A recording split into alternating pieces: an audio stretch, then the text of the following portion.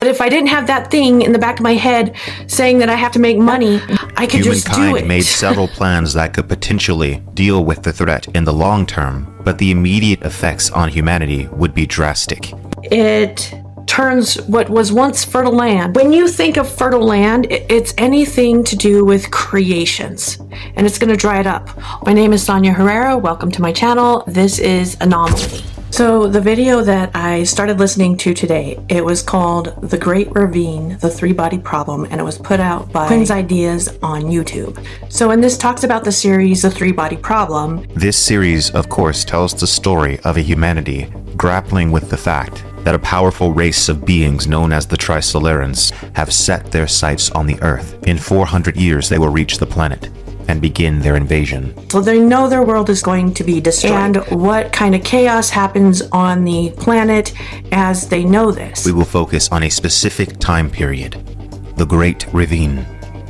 During the early Crisis era, humanity was lost. Through use of Sophon technology, the aliens known as the Trisolarans had stifled all human scientific progress.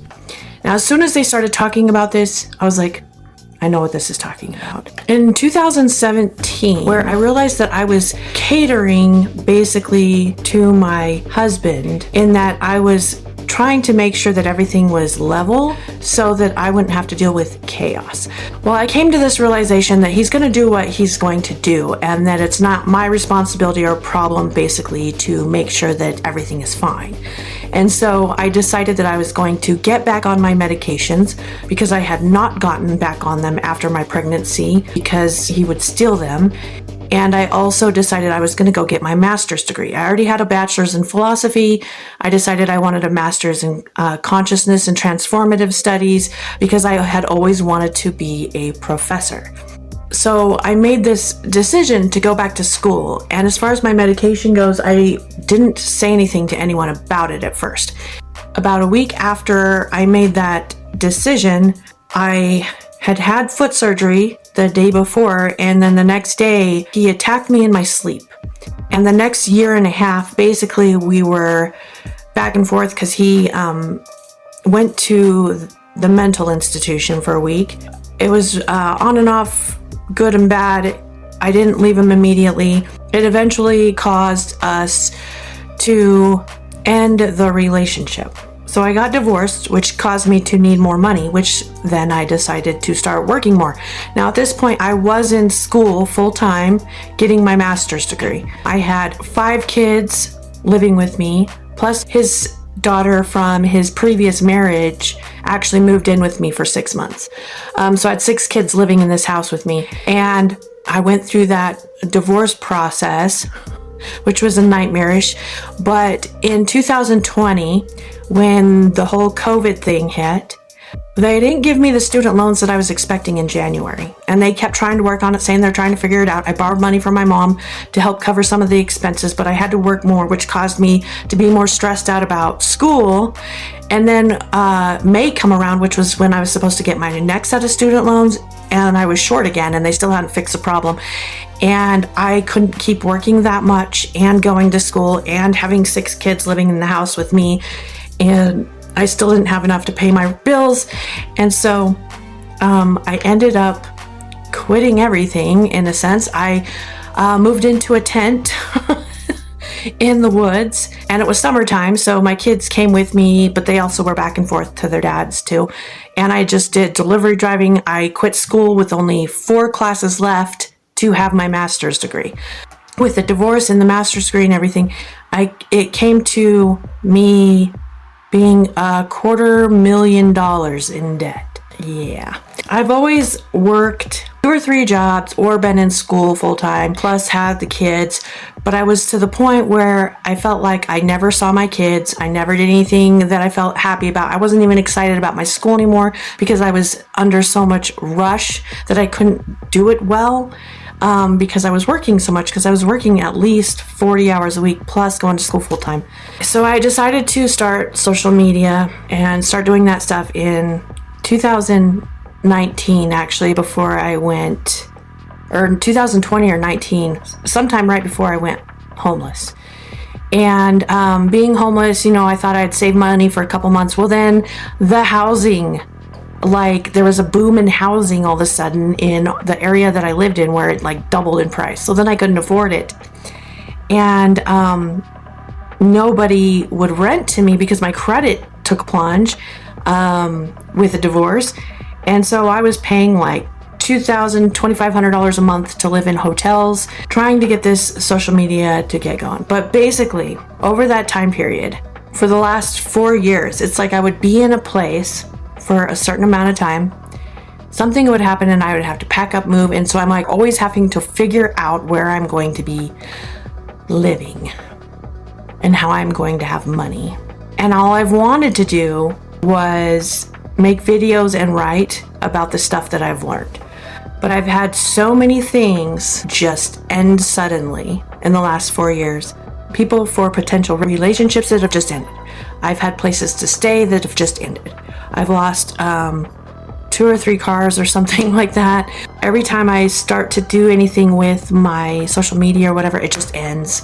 Like for instance, TikTok. I got a Talent Scout contract in December, and then I was suddenly kicked out of the house that I was in South Carolina. I had to fly across the United States, and I'm in my second place now after that, and TikTok got shut down. Well, what I didn't know is that if you deleted TikTok off of your phone, you couldn't reinstall it. I didn't know it was going to come back up, but plus I can't reinstall it, so I can't get on TikTok. So I have been, to this point, no matter what kind of job I work, if I work another job for anybody, doesn't matter what the fuck it is. If I work a job, it's going to cause a bigger problem than what I went in with. For instance, my job at Yellowstone, I have to have fucking foot surgery now because standing at the front desk, and that's going to put me down for 3 months. I can't have my foot surgery until I know I have a place to stay because the doctor said he wouldn't do it. Like for 3 months. And how am I supposed to fucking work? Well, I can't. Well, if I do, it's going to cause another bigger fucking problem. I'm in a temporary spot right now. So I love writing and learning. These are the notebooks that I've written over the last year. Most of them. Anyway, that's about a little bit over a year's worth of writing, plus all the writing that's in my phone. But what I'm saying is that I do that because I love doing that. But every time that I have the thought that I can do something with it to make money, if the goal has anything to do with making money, automatically my brain stops working. I can't do it. It's like it moves me out of the flow. Because there's so many times where I try to do something where I'm making money with what I can do. And there's so many times I've just given up because it's difficult when I think that like I have this in the back of my head playing that I have to make money with it. But if I didn't have that thing in the back of my head saying that I have to make money, I could just do it. Yesterday was another one of those days where I was frustrated because I didn't get the videos out that I wanted to make, because in my mind I was thinking, oh, I gotta make the videos or the podcasts. And so I didn't do it because again, it stops my flow. And so this video that we're watching here, the reason why I think the flow stops is because every time I think that I have to do something for money or whatever, I automatically think that it's going to be destroyed. And it will, as so long as that's the goal, because that's not ultimately my goal. Even though I do want to have money, my goal isn't money.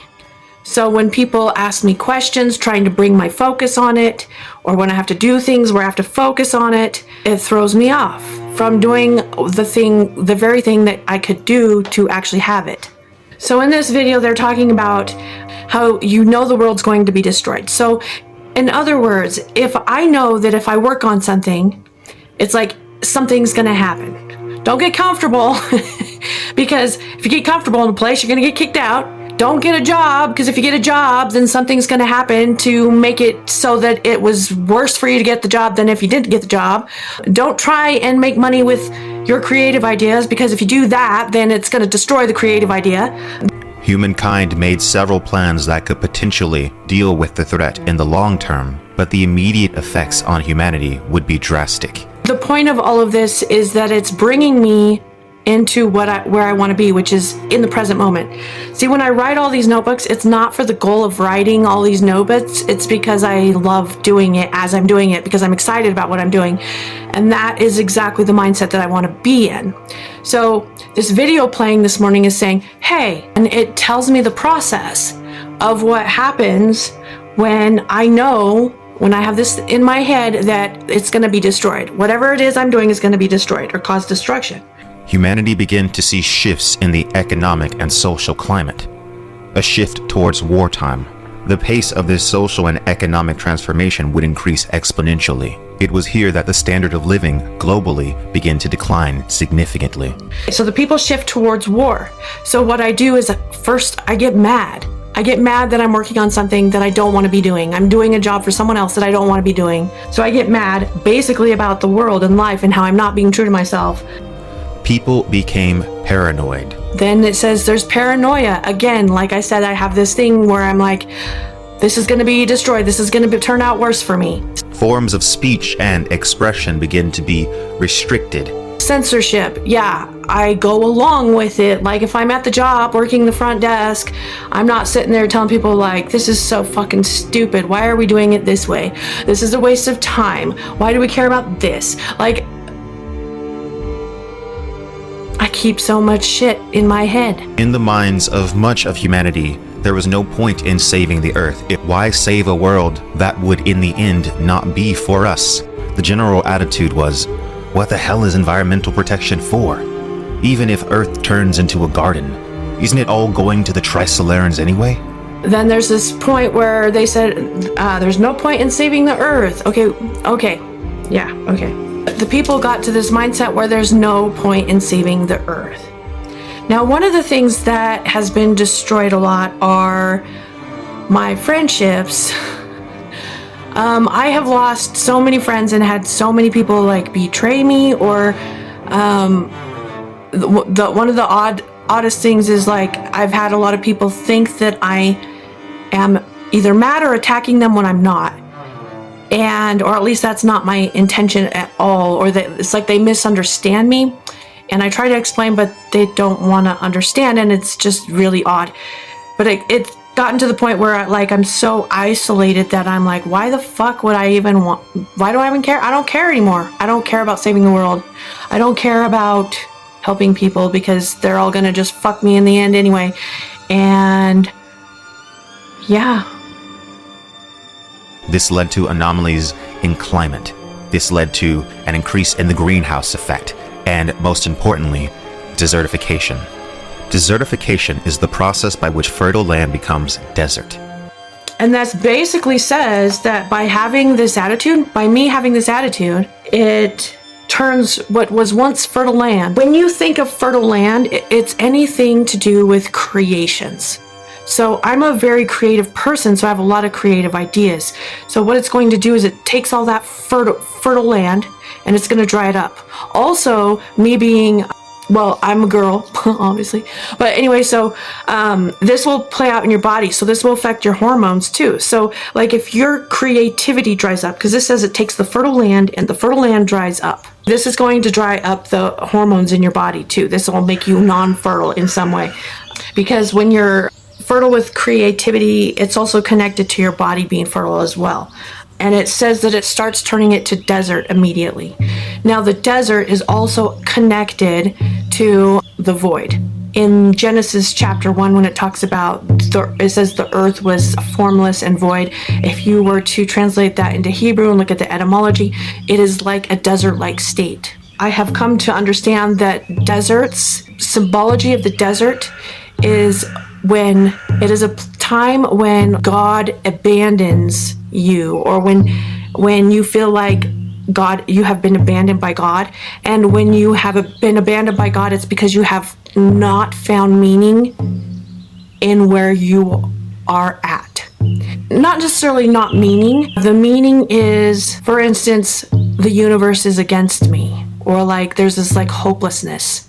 When it's fertile land, it will be, you see all of this meaning and connection, and there's almost like promise or beauty in what you're seeing. And you can do that with anything in life, but when you cannot do that, that's when you're in the desert. When you cannot find meaning or purpose or reason where you're at, you're in the desert.